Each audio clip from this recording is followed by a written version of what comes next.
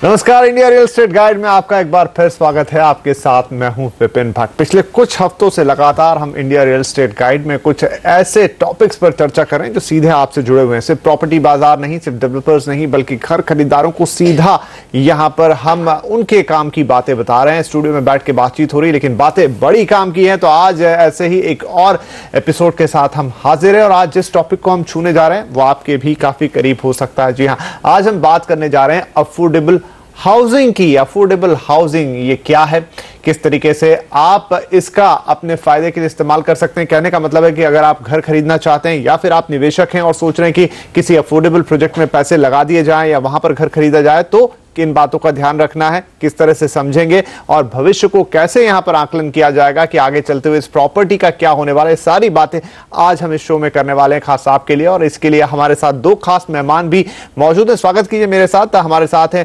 पंकज कपूर जो कि managing director है लाइसिस फोरास के, और साथ ही है प्रॉपर्टी एक्सपर्ट अरविंद नंदन साहब। तो इन दोनों से आज हम बातचीत करेंगे। शुरुआत करते हैं यहां पर पंकज जी आपसे ही।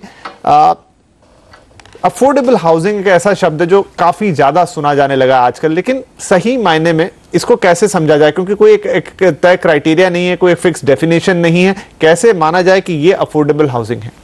देखिए, अफोर्डेबिलिटी हर एक स्तर के ऊपर एक डिफाइंड रहती है कि अगर आप देखिए कि हर एक जो भी सेगमेंट का एक आदमी है, अगर एक आदमी की आज हैसियत है 80 लाख रुपए के घर खरीदने की, तो उसकी भी अफोर्डेबिलिटी 80 लाख के लिए होती है। लेकिन एक जो लार्जर सेगमेंट में जो हम बात करते हैं, ये वो है जो ज़्यादातर तबके के लोगों को फुलफ़िल करे। तो वो आज का एक सेगमेंट देख लीजिए जो 15 लाख से 25 लाख रुपए या 30 या 35 लाख रुपए तक अगर आप स्ट्रेच कीजिए, तो वो एक टिकट साइज़ का जो यूनिट है उसको आप एक अफोर्डेबल सेगमेंट में कर सकते हैं। हालांकि रिक्वायरमेंट बहुत ज़्यादा है जो इससे भी नीचे के सेगमेंट में आते हैं, जो 8 लाख से लेकर के 15 लाख के सेगमेंट में भी आते हैं।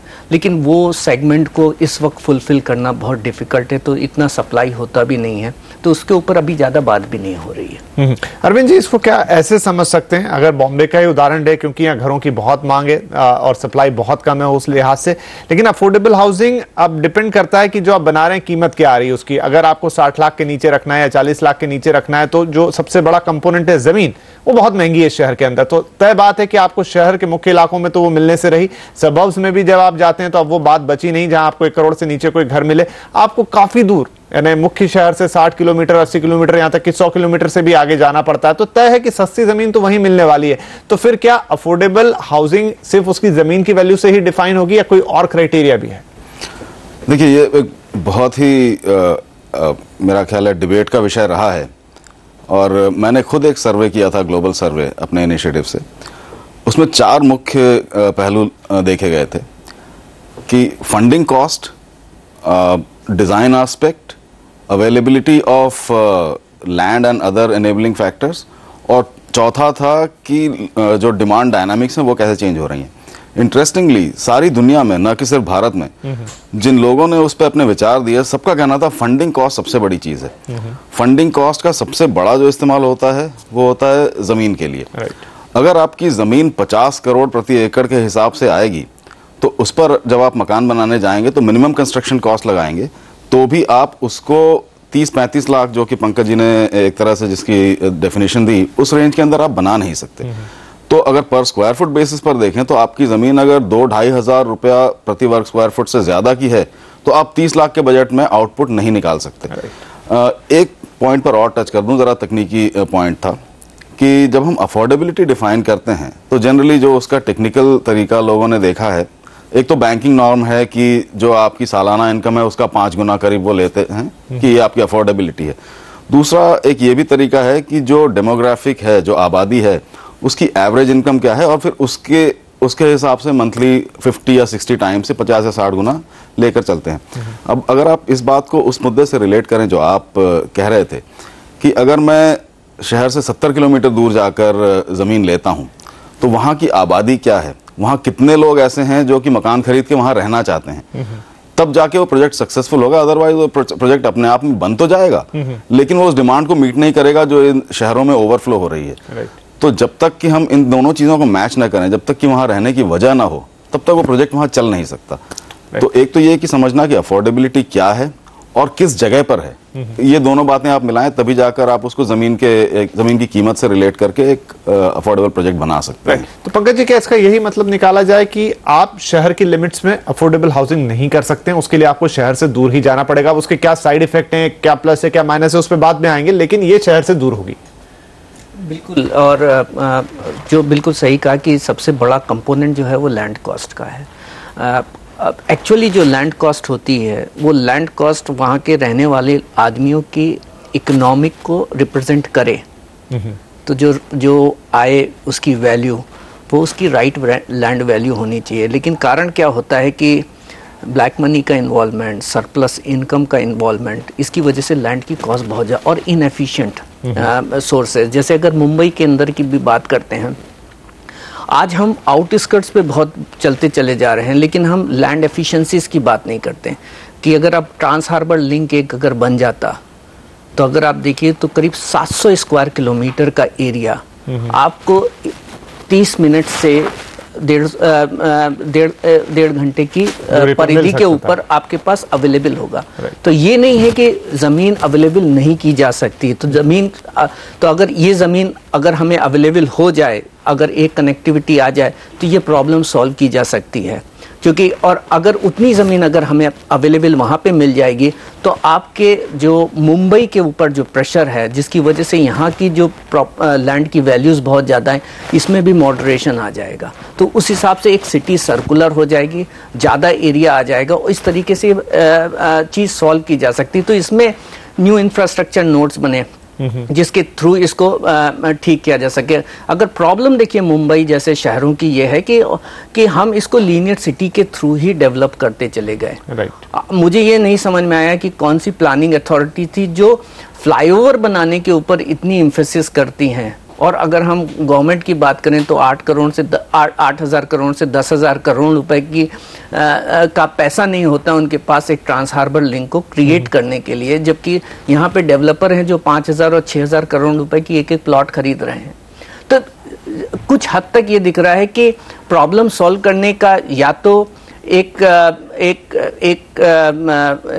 उतना ज्ञान नहीं है जी, और या फिर वो इंटेंशंस नहीं रही। तो यहाँ पर बहुत छोटे और साथ में बहुत बड़े बड़े पहलू भी हैं जिसके ऊपर अफोर्डेबल हाउसिंग निर्भर करती है। बहरहाल अब ये पहलू किसी शहर के अंदर किस तरीके हैं, किसी देश के अंदर किस तरीके के हैं, ये अलग बातें हैं। लेकिन अब जब आप अफोर्डेबल हाउसिंग देख ही रहे हैं तो उसमें घर खरीदने या निवेश करने से पहले क्या बातें ध्यान में रखनी चाहिए, क्या उसका मतलब होगा, आगे चल के आपको किस तरह के रिटर्न्स मिल सकते हैं, इस पर अब हम आएंगे छोटे से ब्रेक के बाद।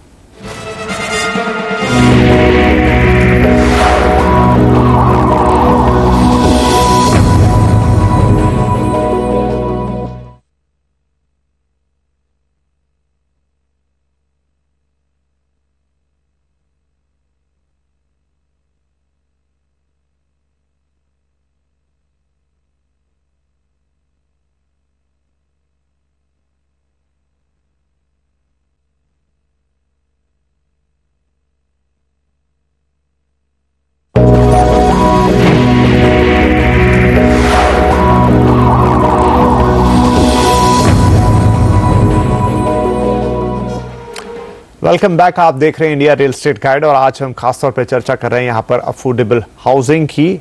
उसमें निवेश करके या वहाँ घर खरीदते समय आपको क्या ध्यान में रखना चाहिए और आपके लिए कितने फायदे की चीज़ है ये।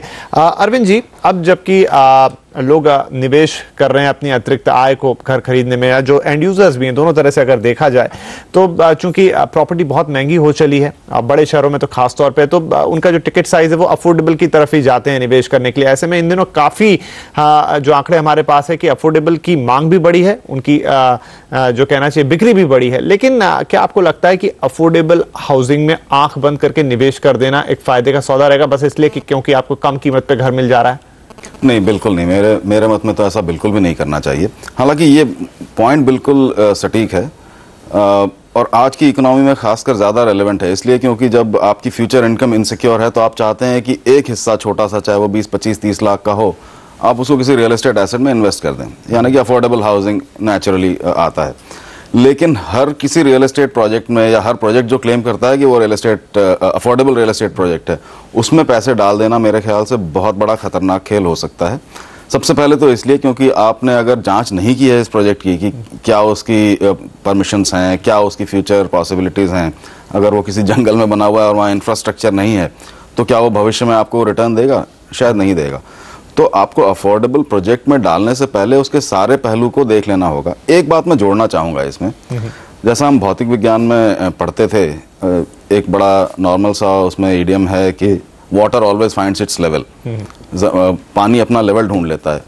रियल एस्टेट की प्राइसेस भी उसी तरह अपना लेवल ढूंढ लेती हैं अगर उनकी कनेक्शंस बराबर हों। अगर एक बहुत हाई प्रेशर या बड़ा हाई वोल्टेज एरिया बन चुका है प्राइस में, तो अगर इंफ्रास्ट्रक्चर से उसको दूसरी जगह पहुंचने की उसकी क्षमता है वहां से लोगों की, और साथ में वहां पर भी इकोनॉमिक एक्टिविटी इस तरह की है जहां पर लोग रह सकें, तो ये लेवल अपने आप क्रिएट हो जाएगा।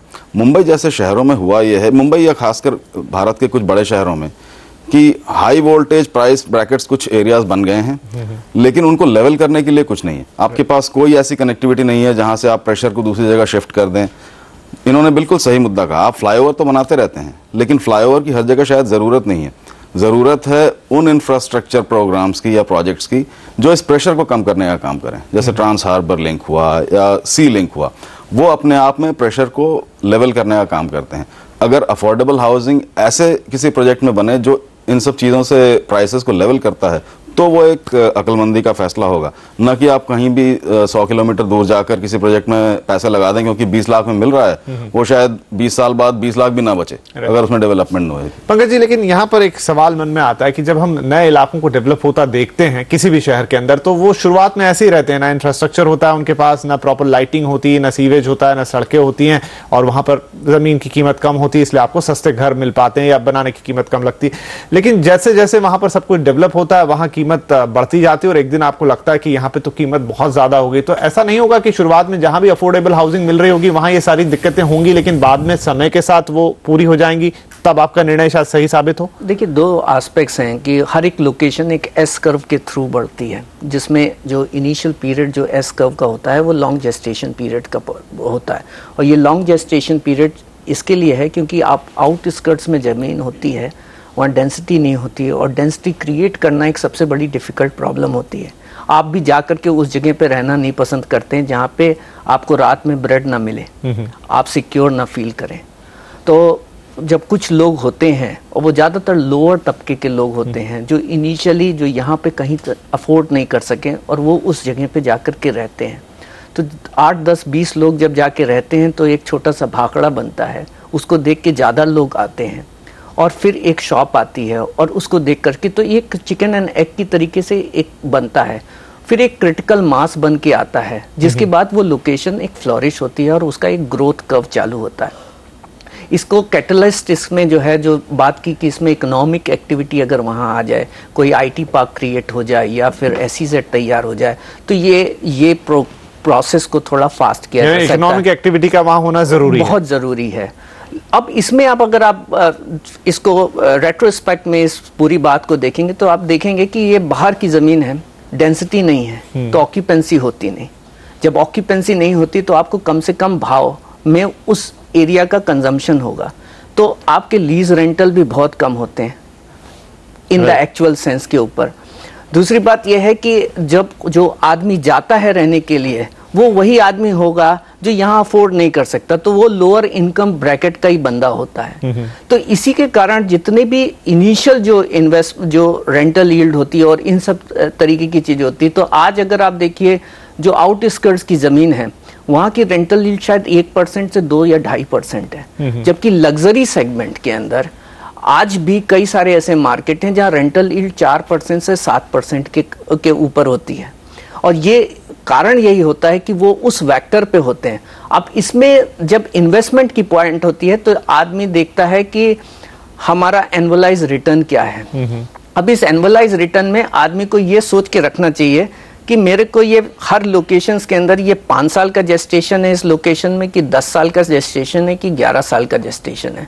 और वो भी आप बहुत आसानी से पकड़ सकते हैं अगर आप गूगल इमेजेस रहती हैं, सैटेलाइट इमेजरीज रहती हैं, आप अगर उसको उसमें अगर आप देखिए हिस्ट्री आपकी सैटेलाइट इमेजरी की दिखती है, तो आप उससे भी पता लगा सकते हैं कि अर्बन स्प्रॉल किस डायरेक्शन में और किस स्पीड से बढ़ रहा है। राइट। तो उससे एक आइडिया लग जाएगा कि हमारी जमीन का कितना बड़ा जेस्टेशन पीरियड है, कितना वक्त लगने वाला है, और इसको डिस्काउंट करना बहुत जरूरी होता है। Most of the time developer advance appreciation ले लेते हैं। अगर हम गुड़गांव और ग्रेटर नोएडा थोड़ा 10 साल पीछे जाके देखें, आज की तारीख में गुड़गांव बहुत महंगा इलाका है, ग्रेटर नोएडा ठीक ठाक इलाका है, लेकिन अभी भी वहां पर हैबिटेबिलिटी की कमी है, लोग बसने नहीं आए हैं। जबकि इंफ्रास्ट्रक्चर में शायद ग्रेटर नोएडा गुड़गांव से कई आगे है, लेकिन फिर भी रेट बड़े हैं गुड़गांव में। शायद वहां पर जो इकोनॉमिक सेंटर है वो ज्यादा मजबूत रहा और ग्रेटर नोएडा के अंदर वो बात नहीं आ पाई। तो क्या ये इसी मैकेनिज्म से चीजें चलती हैं? काफी हद तक इस मैकेनिज्म से आपने अच्छा उदाहरण लिया, इससे समझ में आ जाती है बात। गुड़गांव की सबसे बड़ी जो खासियत रही है वो ये है कि वहाँ पर जो इकोनॉमिक एक्टिविटी बनी वो ज़्यादातर सनराइज इंडस्ट्री या टेक्नोलॉजी इंडस्ट्री की बनी। टेक्नोलॉजी इंडस्ट्री के लिए कुछ खास बातें ज़रूरी हैं। एक तो ये है कि जो आबादी है आसपास की वो वहाँ 40-45 मिनट के अंदर पहुँच सके। दूसरा ये कि बेसिक सड़कें और बिजली वगैरह का इंतज़ाम ठीक होना चाहिए। एक बहुत बड़ा फ़र्क इससे भी पड़ा कि गुड़गांव को जो एयरपोर्ट की एक्सेसिबिलिटी है और जो दक्षिण पश्चिम और पश्चिमी दिल्ली का जो साथ में विकास हुआ उसने काफ़ी सहयोग दिया गुड़गांव के डेवलप होने में। अगर नोएडा, ग्रेटर नोएडा की बात करें तो वो पहले से बने हुए थे। नोएडा तो दरअसल आज से 25 साल पहले भी बस चुका था, लेकिन वहाँ पर जो इंडस्ट्रियल एक्टिविटी थी या जो भी इकोनॉमिक एक्टिविटी थी वो ट्रेडिशनल इंडस्ट्री की थी। ओखला था पास में और कई और तरह की इकोनॉमिक एक्टिविटीज। तो आपको ये भी देखना पड़ेगा कि इकोनॉमिक एक्टिविटी तो है, लेकिन वो किस तरह की इकोनॉमिक एक्टिविटी हो रही है। अगर आप सेकेंडरी इंडस्ट्रीज की बात कर रहे हैं तो एक अलग तरह की वहां पे डेवलपमेट होगी। टर्शरी इंडस्ट्रीज की बात करते हैं तो अलग तरह की। आज से 10 साल बाद आप किसी जगह पे घर बेचने जाएंगे तब खरीदार भी आपको उस तरह का मिलना चाहिए। जरूर, बिल्कुल। यहाँ पर वक्त हो गया एक छोटे से ब्रेक का। ब्रेक से तुरंत वापस आएंगे और बात करेंगे कि वो कौन से फैक्टर्स हैं जिनको आप जरूर देख लें अफोर्डेबल हाउसिंग में निवेश करने से पहले या घर खरीदने से पहले, और साथ ही कि कौन सी वो जगह हैं, कौन से वो डेस्टिनेशंस हो सकते हैं जहां आप अफोर्डेबल हाउसिंग के लिए जाएं तो बेहतर रहेगा। ये सारी बातें इस छोटे से ब्रेक के बाद।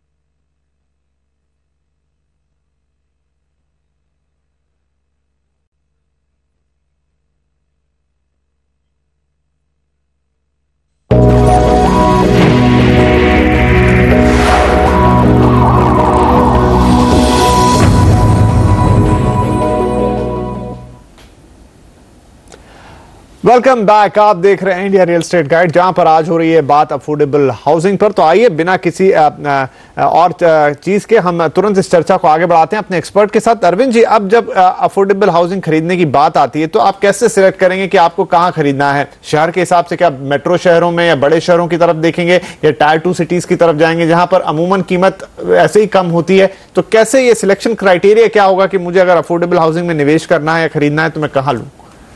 बिल्कुल, सबसे पहले तो सिर्फ बड़ी 3 सिटीज़ में या सिर्फ मेट्रोज में बंध के रहना मेरे विचार में कोई बहुत अक्लमंदी वाला फैसला नहीं है। भारत एक इतना बड़ा कैनवस है जहां पर आपको, अगर आपने ब्रैकेट डिसाइड कर लिया है जैसे 25 से 30 लाख, तो आपके पास बहुत सारे ऑप्शंस हो सकते हैं।